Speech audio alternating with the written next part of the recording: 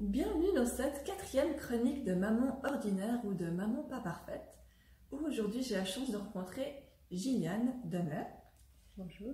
Qui est prof d'activité physique et plus particulièrement qui fait du yoga enfant, du yoga prénatal et du yoga postnatal. Donc aujourd'hui, Gilliane, on a bien parlé de ta vie de maman. Oui. Et ma première question, ça serait, qu'est-ce qui a été le plus difficile pour toi quand tu es devenue maman? Alors, lors de mon premier enfant, c'est d'avoir plus du tout de temps. Voilà, c'était du 100% pour le bébé et je trouvais plus ma place à moi. Et du coup, qu'est-ce que tu as fait pour réussir à récupérer un peu de place?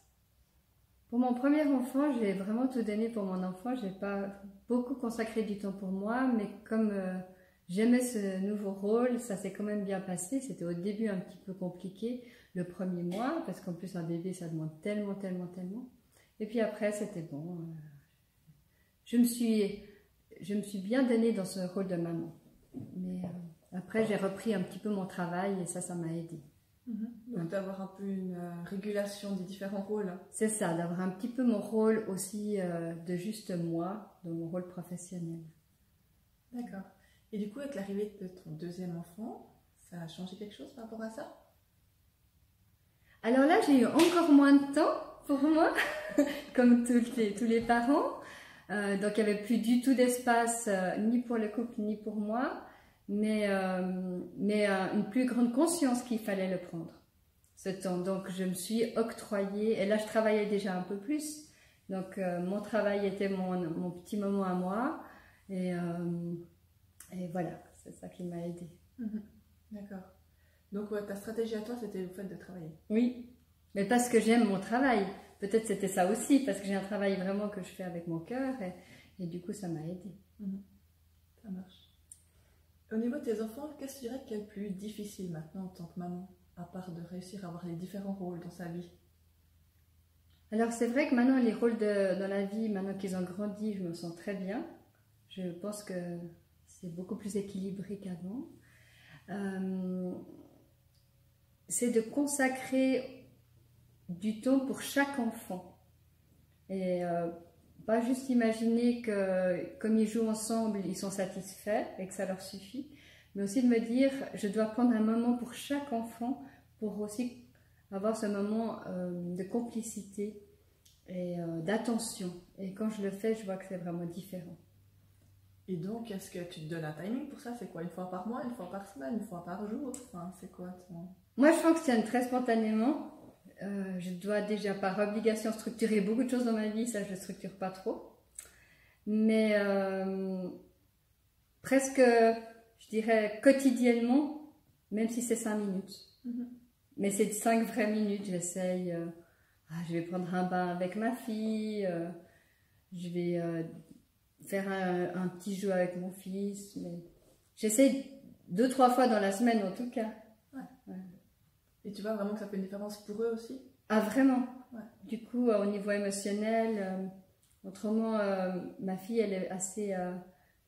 elle va pleurer, elle va s'énerver pour des petits détails d'habillage, voilà.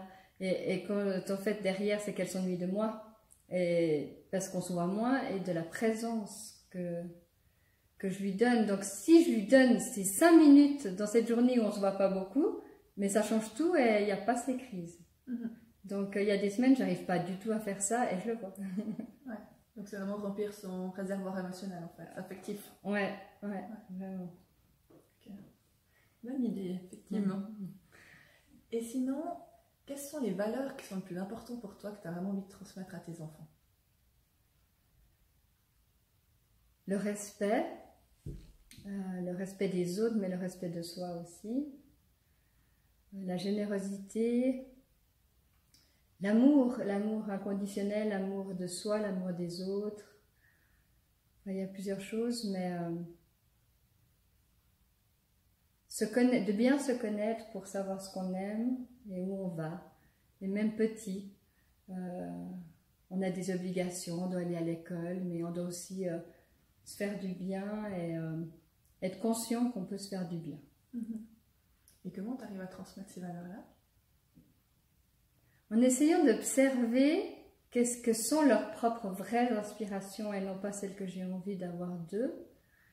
Qu'est-ce qu'eux, il leur plaît de faire et de leur permettre de le faire un petit peu, ou de leur faire découvrir des choses pour voir justement s'ils n'ont pas trouvé, ben, voir qu'est-ce qui pourrait leur faire du bien, les passionner. Donc ça pourrait être aussi bien un thème, par exemple, puis aller prendre des livres ou ce genre de choses, ou bien alors plutôt une activité extrascolaire. Exactement, ça peut être n'importe quoi. Là, tout d'un coup, mon fils, là, il arrive à ses 9 ans.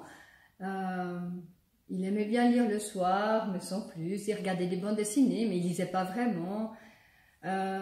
Puis tout d'un coup, moi, je sais qu'il aime lire, mais je voyais qu'il n'arrivait pas à trouver un centre d'intérêt précis sur ses livres. Je lui ai pris, sans lui demander, à la bibliothèque Le Club des 5. Et c'est une révélation pour lui. Il les dévore. Et tout d'un coup, là, il a vraiment du plaisir. Alors là, j'ai essayé de l'aiguiller sur quelque chose qu'il aimait faire, mais il ne savait pas comment.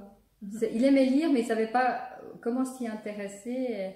Et voilà, c'est des petites choses comme ça. Mais ça peut être des activités, ça peut être plein de choses. Et est-ce que, vu que tu dis que tu essayes de ne pas leur transmettre ce que forcément toi t'aimerais, mais aussi ce qu'eux ils veulent, est-ce qu'il y a des choses justement qui sont contraires à ce que toi t'aimerais? Ou bien alors quelque chose que t'aimerais beaucoup pour eux puis qu'ils n'aiment pas du tout? Alors, j'essaie de ne pas être là-dedans, mais... Là, mon fils, il a commencé la musique, ça fait bientôt une année et quelques. Alors, je trouvais ça formidable parce qu'il avait déjà fait le jardin d'éveil. Alors, moi, je le voyais à la guitare, au piano. Et il a choisi le trombone à coulisses. Alors, ça m'a surpris. C'est pas un instrument que je connaissais du tout. Après, le son est moyen. C'est pas qu'il est pas beau, hein. C'est que ça doit être dans une harmonie ou une fanfare. Ça donne vraiment très beau. Tout seul, eh ben, ça donne autrement. Mais voilà, je vais dans son sens parce qu'il aime ça. Et voilà. D'accord, merci. Sinon, pour toi, est-ce qu'il y a vraiment des choses, des principes? On dit souvent avant, on avait des principes, ensuite on a eu des enfants. Est-ce que tu avais des principes que tu as complètement lâchés ou au contraire que tu as gardés en ayant des enfants? Ah, il y a beaucoup de principes que j'ai lâchés, hein. À mon premier enfant, par exemple, quand il était bébé, je le disais, alors il doit dormir dans son lit, jamais il dormira dans le mien, etc. Puis au deuxième enfant, elle avait envie de manger toute la nuit, donc je crois que les 3 premiers mois, on a dormi ensemble. Et puis ça allait bien parce que moi je dormais un peu, autrement je dormais pas. Donc ça, c'était très très bien. Puis ça m'a pas si gênée que ça parce que j'ai bien compris que c'était pas là que c'était important. Elle a très vite regagné sa chambre dans la première année, quand c'était le moment, et ils ne viennent pas dans notre lit, ils n'ont pas pris cette habitude, ça me va aussi très bien, parce que ça, j'avais pas envie de rentrer là-dedans, ils sont bien dans leur chambre et dans leur lit. Mais ça, oui, ça c'est déjà un principe comme plein d'autres. Et du coup, est-ce qu'il y en a un que tu as gardé? Ah, là, j'ai pas d'idée. Peut-être que tu as tout lâché, hein, c'est possible. Ah non, je crois pas que j'ai tout lâché. J'ai encore plein de principes malheureusement, mais ça me vient pas comme ça. Okay. Ça marche. Et sinon, si je dis la vie de maman, c'est en un mot, tu dirais que c'est quoi? C'est grandir. Je grandis chaque jour. Ils grandissent, mais c'est moi qui grandis en premier. Et je trouve que c'est magnifique de pouvoir voir comment eux, ils fonctionnent. Et je pense que c'est vraiment eux qui ont plus à nous apprendre. On doit désapprendre. On doit apprendre avec eux et désapprendre. C'est vraiment ça. Alors, c'est très riche, c'est très prenant. Il faut savoir équilibrer les choses pour exister toujours. Et d'être bien dans ce rôle de maman, il faut qu'on existe pour soi. Autrement, je pense que... À moins qu'il y a des mamans qui arrivent à vivre et à exister que pour ça. En tout cas, c'est pas mon cas. J'ai besoin de m'épanouir dans ma vie personnelle pour être une bonne maman. Ça marche. Merci bien. Merci. Pour toutes les activités de Gilliane, si vous êtes intéressée par du yoga prénatal, postnatal ou autre, il y en a plein. Oui, il y a le yoga pour adultes aussi. Vous pouvez sans être autre aller voir son site internet, donc c'est www.gilliane.com. Equisana, equi-sana.ch. Voilà. Merci. Merci.